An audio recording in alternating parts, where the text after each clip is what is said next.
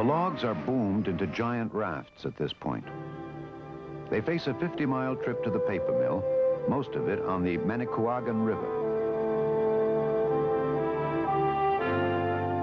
Downstream, the river becomes a lake, formed by a dam 28 miles away. There is no current to carry the logs, so the rafts are towed by tugs.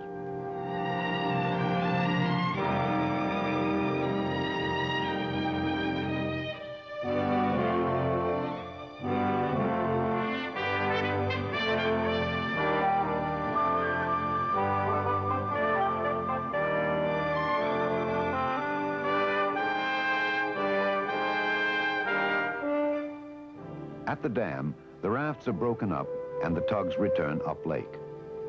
Meanwhile, the logs are sluiced over the dam and into the lower river, where the current takes them to the main holding boom.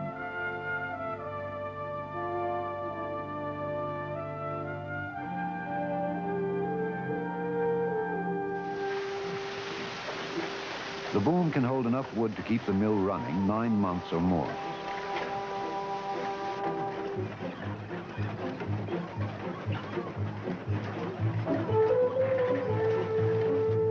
The logs are lifted 160 feet by a rubber belt to begin an 11-mile ride to the mill in a flume, a sort of trough on stilts.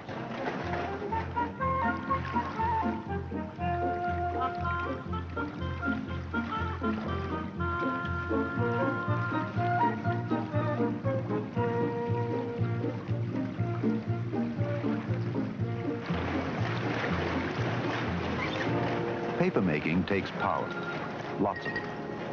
Each of the Tribune's 2 paper mills uses as much power as the city of Gary, Indiana.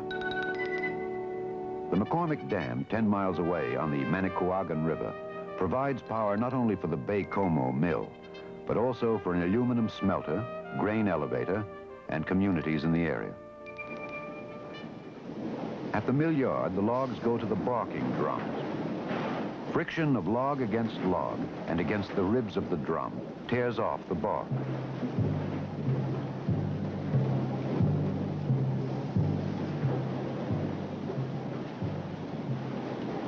Then out of the drums and onto another conveyor,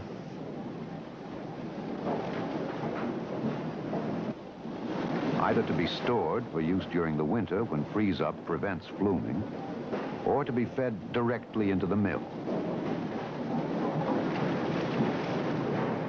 In the wood room, the wood is sorted, some for sulfite pulp, some for ground wood pulp, which is diverted into storage bins above the grinder.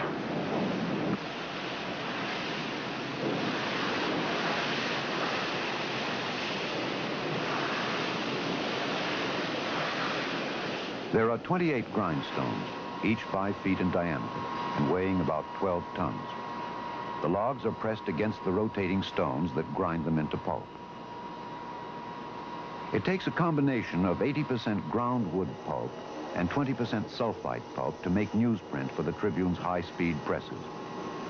Ground wood fibers absorb ink well, but they're short and weak.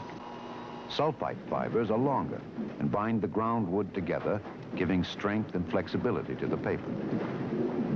These logs, destined for sulfite pulp, go to the chippers, where sharp, high-speed knives whittle them into chips about a 1/4 inch thick.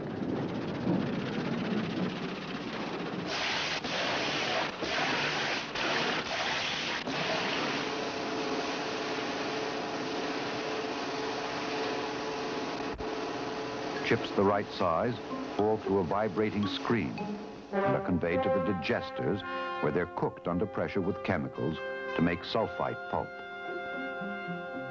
Sulfite and groundwood pulps then are mixed and passed over fine screens to remove impurities. The mixture, called newsprint furnish, is ready for the paper machine. At this stage, it is 99% water, so it is fed onto an endless wire belt where much of the water is drained off, leaving a mat of fibers.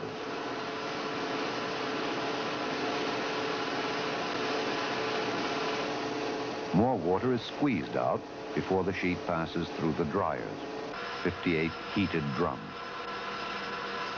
From the wet end of the paper machine to the winder is more than 100 yards, longer than a football field.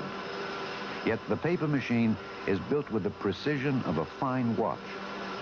It costs several $1 million and is run by a crew of 6 specially trained men. Finally, the sheet goes through a stack of rollers that give it a polish and onto a 20-foot reel. This reel of paper then is rewound at speeds up to 80 miles an hour and slit into 5-foot rolls of newsprint ready for the Tribune presses.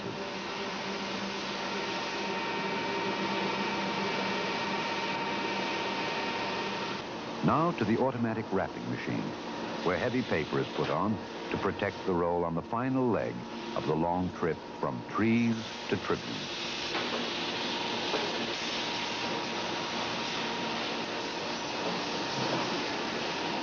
Destination, Chicago. From Baie-Comeau to Chicago is 1,500 miles. Up the St. Lawrence River, across Lake Ontario, through the Welland Canal, across Lake Erie, Lake Huron, down Lake Michigan, arriving 8 days later, just 2 blocks from the Tribune Tower.